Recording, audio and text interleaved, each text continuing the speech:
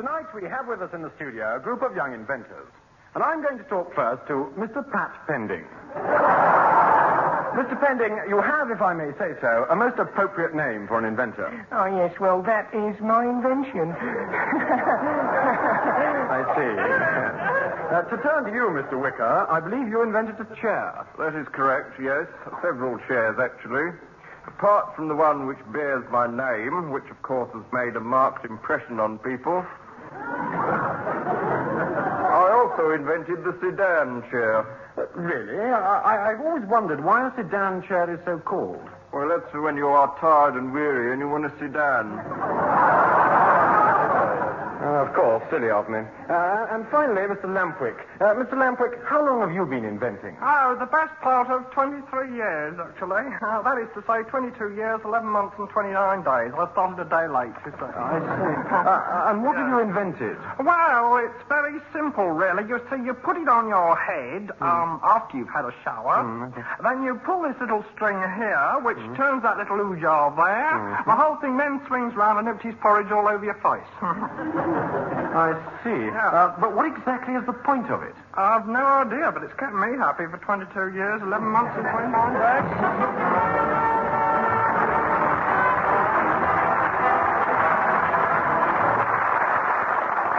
This is, I'm sorry, I'll read that again. A laughable mixture of impractical jokes, specially invented to keep you happy for the next 29 minutes and 55 seconds.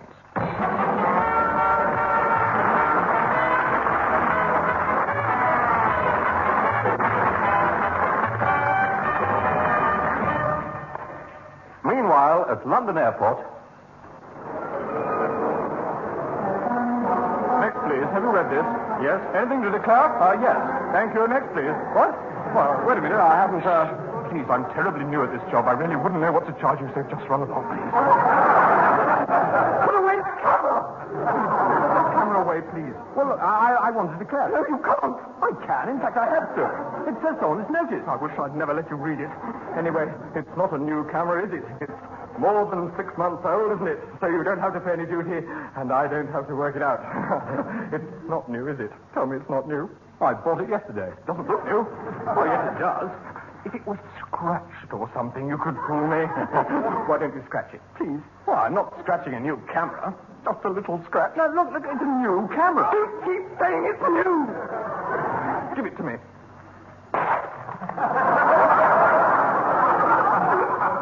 There. Now, nobody would think it was new. Now, please go away and let me get on with my job. Oh, I'm going to open my case. Don't you dare. Well, look, you can't stop me. I shan't look. I won't look and look. I won't. No.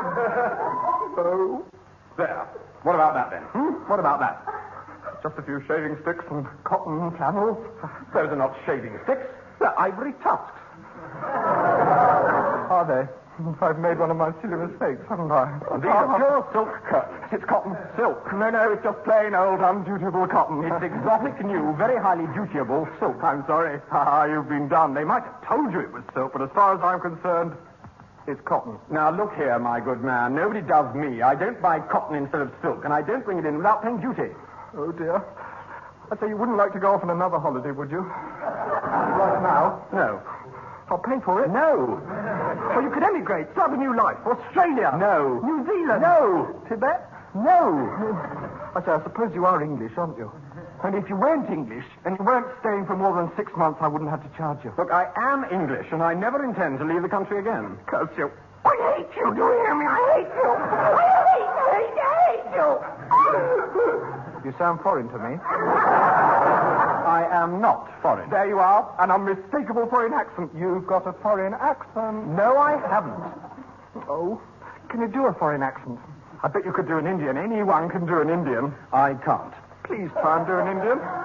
I could do an Indian. I'll do it first, then you try, all right? No. Well, please, try it, just like this. Thank you very, very much, please. I have absolutely nothing to declare. Just buzzing through no camera, no ivory, no silk. Thank you very, very much. Jolly good, hello, bye-bye. Your passport, please, sir? Oh, thank you. My what? Passport, please, sir. I haven't. I can't let you in without a passport, you understand? But really, And don't try to disguise your voice. And why are you dressed as a customs officer? Hey, Jack, there's a ruddy Indian here dressed up as a customs officer. Chuck it out there. Oh, no, please, why?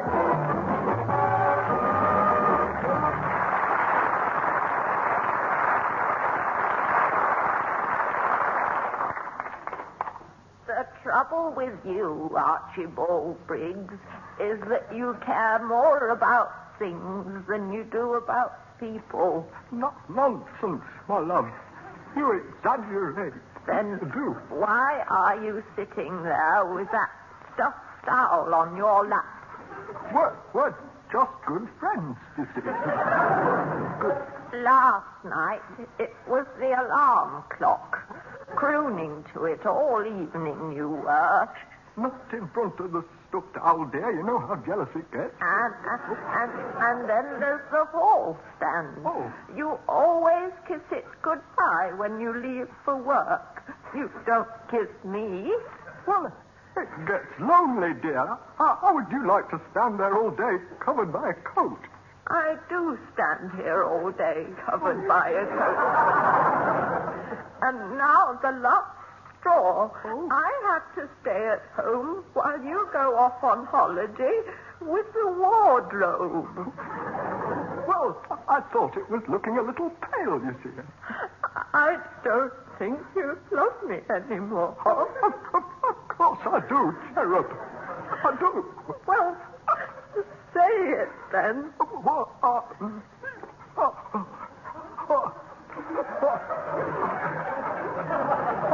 I love you. I've said it now. More than things. Of course. What do you love most about me, Archibald? Well, there's your wooden leg for a kick-off.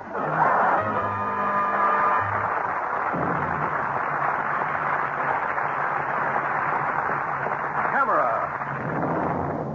Action. Music. It's Movie Go Sound.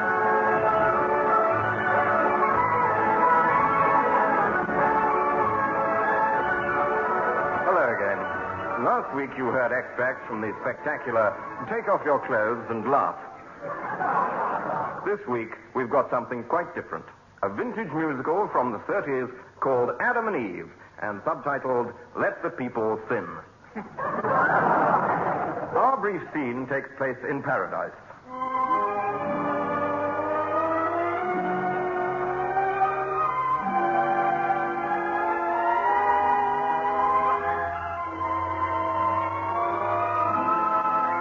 The action opens in Texas sometime in the past. As the deer and the antelope play, the lovers, Adam, played by Coward Seal, and Eve by Hetty Mutton, as they approach each other for the first time, there is something about them that suggests a mood of innocence and naivete. They're both stark naked. Stop. What is it? I don't even know your name. It's Adam. Adam? Adam. Adam. I don't like it. Why, you got such a good name. Eve. I don't think much of that. Oh, what do names matter as long as we're in love? Are we in love? Oh, Adam, you know you're the only boy for me. Yeah, that's true. Oh, Adam. Eve, what's a nice girl like you doing in a place like this? I'm going to take you away from here. You is? You're darn right. I am? You is. We're going to have a place of our own, and a horse, and a buggy, and clothes, and we'll do things, you know. We'll do something really original. We will? You're darn tootin'. I am? You is. Oh, Adam. Oh, Eve. I was designed to have life, but life as a bachelor. I was content with a heart that never fell. And I was inclined to have arms, not knowing what arms were for. show you. What it all meant was a thing that I couldn't tell. Let's find out together. But try to forget the time that we wasted here. Now we're together. We can start living, my dear.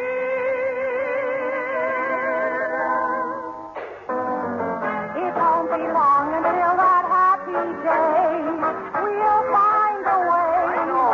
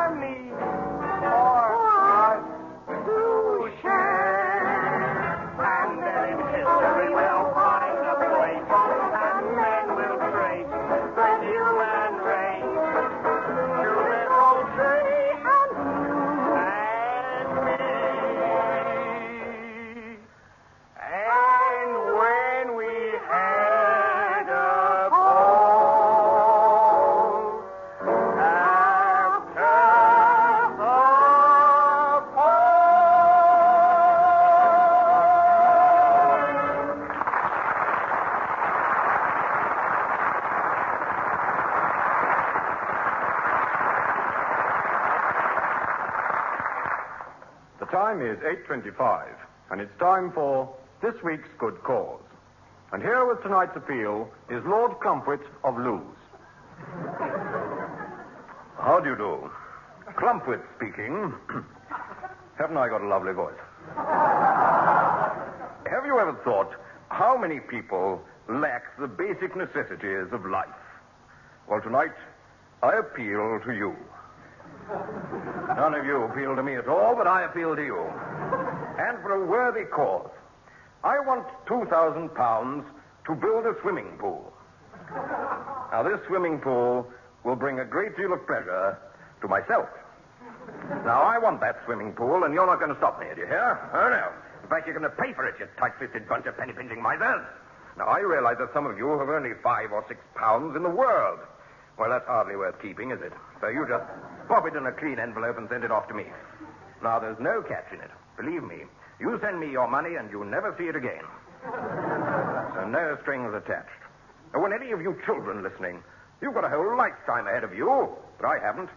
So just for the next 20 or 30 years, whenever you fill up your piggy bank, just let me have it, will you? And then when I'm gone, anything you save will be all yours. And I mean that very sincerely. Oh, and you old age pensioners. Well, nobody knows the value of money better than old age pensioners. So you'll appreciate just how much I want yours. And I want you all to know I shall be extremely grateful.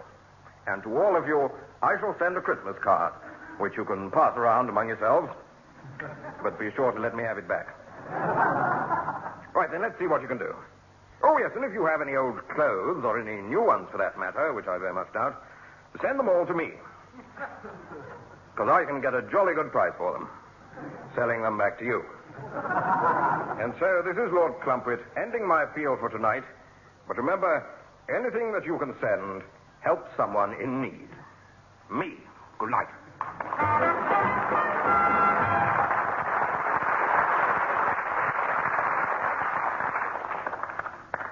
And now we are proud to present once again the Tillingborn Folk and Madrigal Society, who, in spite of overwhelming requests, are going to sing for us that beautiful song called The Wind.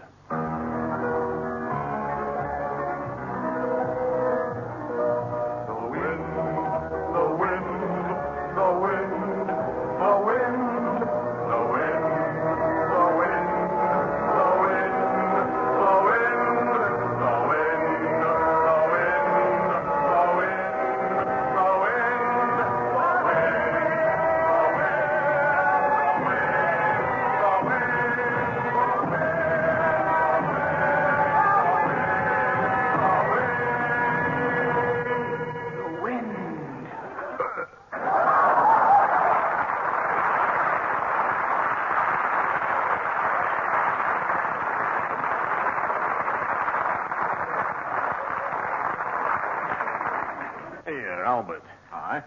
I was wondering. Aye? What do we used to do with our eyes before we had the telly? Do with our eyes? Yeah, you know, when we only had the wireless and that. I mean, we must have looked at something. Well, it's going back a bit, but I think I can remember staring at the wallpaper. Oh, aye. Yeah, I seem to remember I even used to glance at the wife from time to time. Go on, you never did. Yeah. I grant you she was a bit younger in those days. Aye. Marvellous, though, wasn't it? What was that? There we was, listening, looking, and occasionally talking. Yeah. What about pictures in the fire, then? Smashing, wasn't it? Oh, that was entertaining. That was real entertainment. Aye. You can't do that these days, though. No. Not with smoke-lit zones and central heating and all that. You know, I've often looked at the radiator. You can't get no pictures out of that. Except, of course, when it lets off a little bit of steam, you know. Then it's like them pictures of clouds in the sky, you know, like a little bit of cumulonimbus floating about, you know. But it doesn't laugh like clouds, does it? You know, I never thought of looking at radiator steam. No.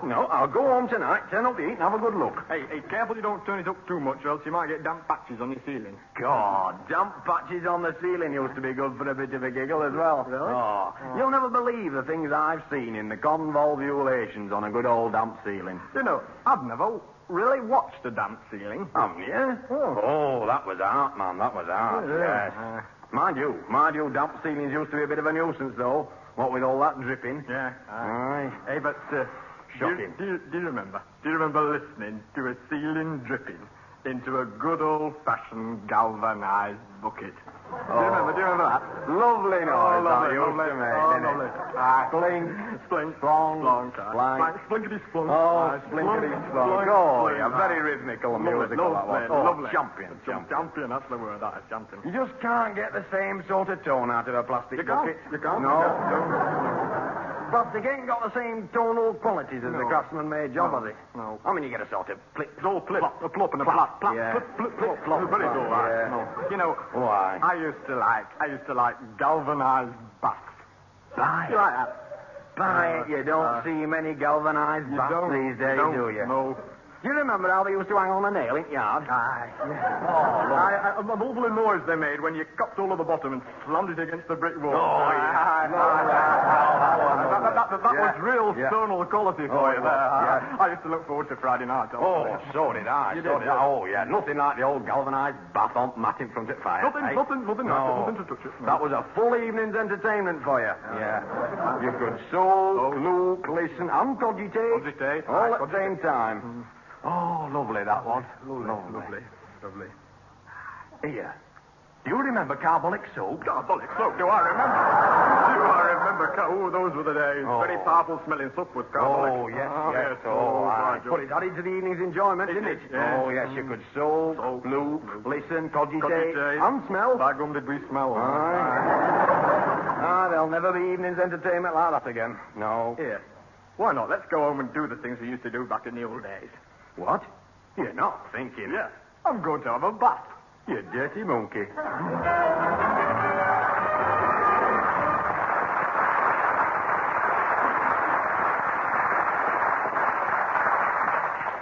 Well, what I really feel like is a few minutes of jolly sadism. Now, where's that filthy, feeble old busker? Ah, there you are. Yes, sir, here I am indeed. I am here, aren't I? Yes, I certainly am.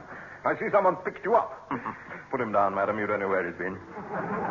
Sir, you're speaking to the woman I love. This is my mother-in-law. Yes, well, that's no reason why she should carry you around. Your mother-in-law, eh? Yes, indeed, poor crotchety old soul, poor old mother-in-law. Say hello, you poor crotchety old thing. Hello, son. This is your mother-in-law, is it? Well, not exactly. You know what I mean, do you? You know what I mean? We go out dining and canoodling. Canoodling? Oh, we often canoodle, yes. I thought I'd better say she was my mother-in-law, otherwise people might talk. Yes. And you do a double act. Yes, we do satirical songs, don't we, my precious love? There you are. Oh. This is funny. Oh, sophisticated stuff, eh? Oh, yes, we're so sophisticated, we even get at folk singers. I say, that's a bit blasphemous, isn't it? I think you'd better tell us about it. Are you ready, my little honey bun? Last year, my mother said to me, I'm going to tell you how you can earn yourself a fortune, and you're going to start right now. There's only one solution, and you'll never end up broke. You see, I bought you a songbook. Now go sing to the folk. Don't sing a song of railroads, of women, or of beer. You know, I've known some folk, and freedom is the word they want to hear. Here's the verse to start you off, so learn it line by line. It doesn't really mean much, but it do sound fine. Or it's blowing in the wind, and it's running in the sky. Time's out, taking it, and I'll be far away.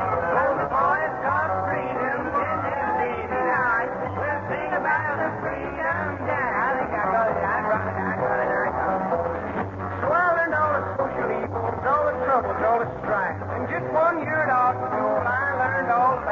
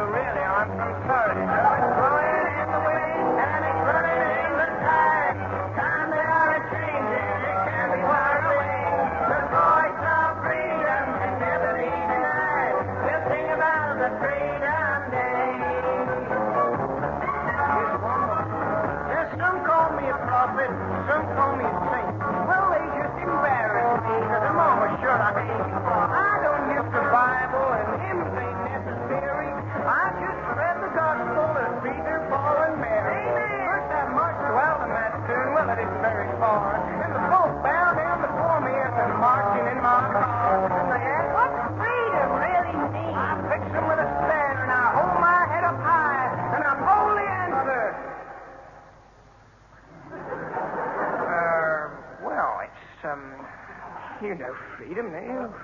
Freedom. Freedom is, it's blowing in wind and it's running in the tide. The time they are a changing, it can't be far away. There's boys of freedom and they're reading night. But sing loud, freedom day. One more. It's blowing in the wind and it's running in the tide. The time they are a changing, it can't be far away.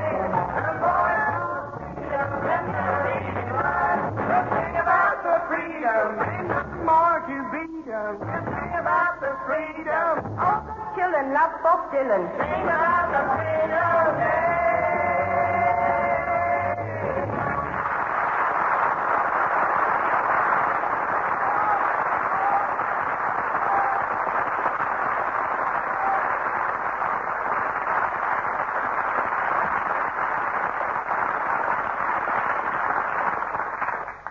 My name's Spanner, Mike Spanner. I'm an eye, a private eye.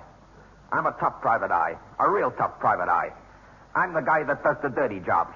Any dirty jobs to do, I do them. Where the action is, I am. I'm a man of action. I'm a tough man of action. I'm a real tough man of action. One morning, I'm asleep in my apartment when the phone rings.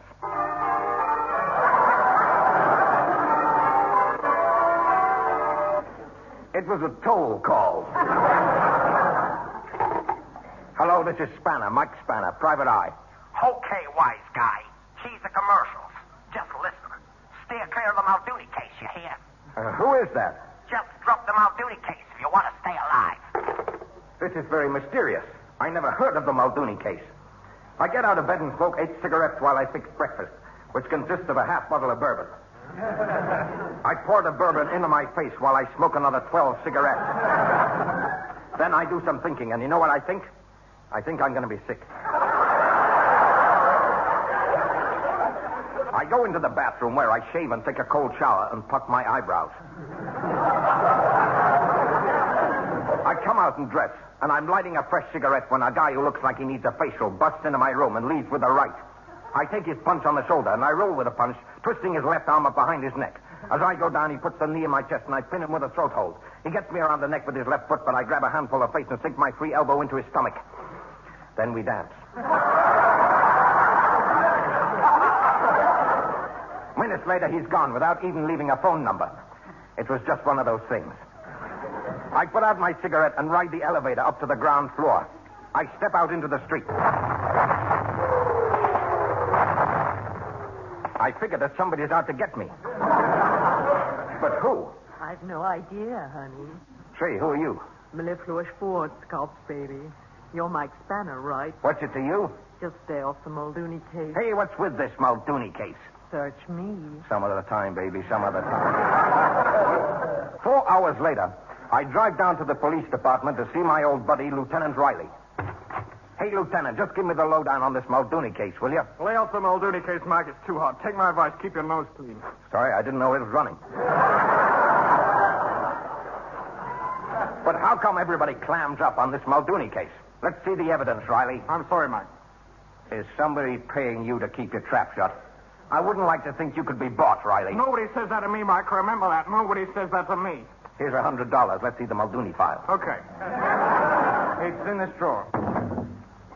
But there's nothing in there but an egg. That's right. Now beat it.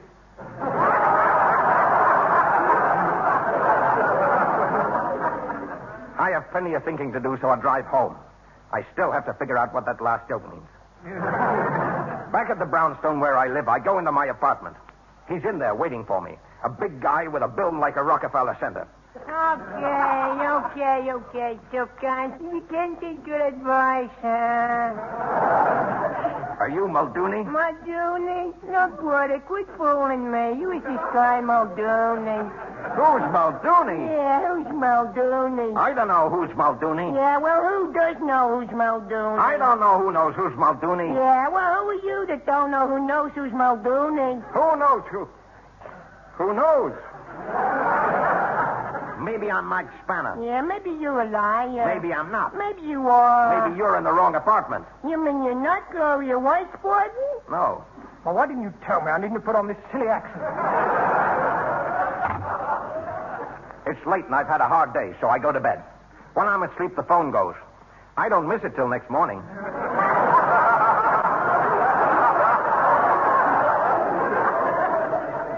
When I wake up, I shave. I dress. I take a shower. I get my clothes wet.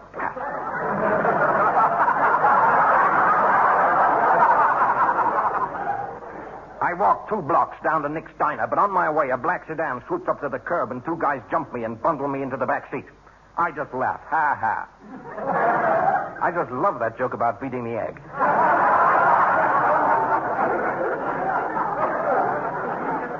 Then we drive uptown to Beulah Hills, the smart area of town. Then the little guy with the ferret eyes produces a .38. His pal produces a .45. I produce a straight pontoon and win the hand.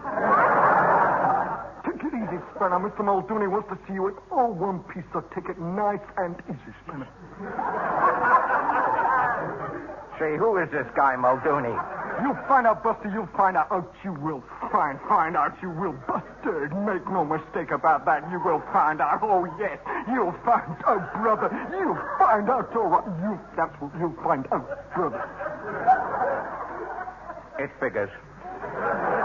This is where you get out. So move, Seamus. Wait here till Mr. Muldooney arrives, and when he comes, brother, I wouldn't like to be in your shoes. Why not? I prefer a wider fitting. As soon as they're gone, I start to search the house. I'm in the kitchen when I hear somebody coming. I spring through a door and freeze. I'm in the refrigerator.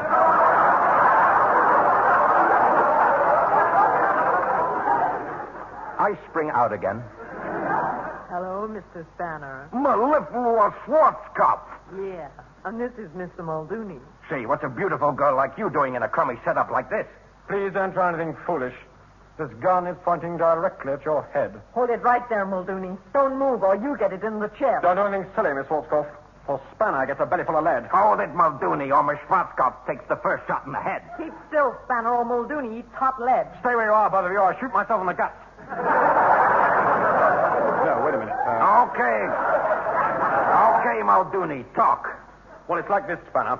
I sent the guys to warn you off because I knew you'd get curious. And eventually I'd get you up here for a very good reason. What for? To tell you something. What? Steer clear of the O'Rafferty case, Spanner.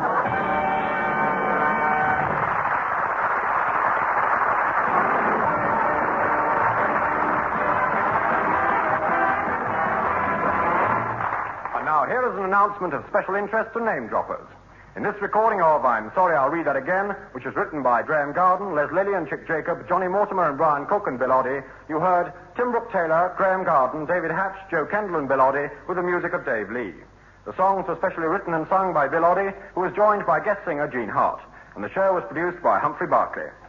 If you've only just switched on, tune in half an hour earlier next week for another edition of I'm Sorry, I'll Read That Again.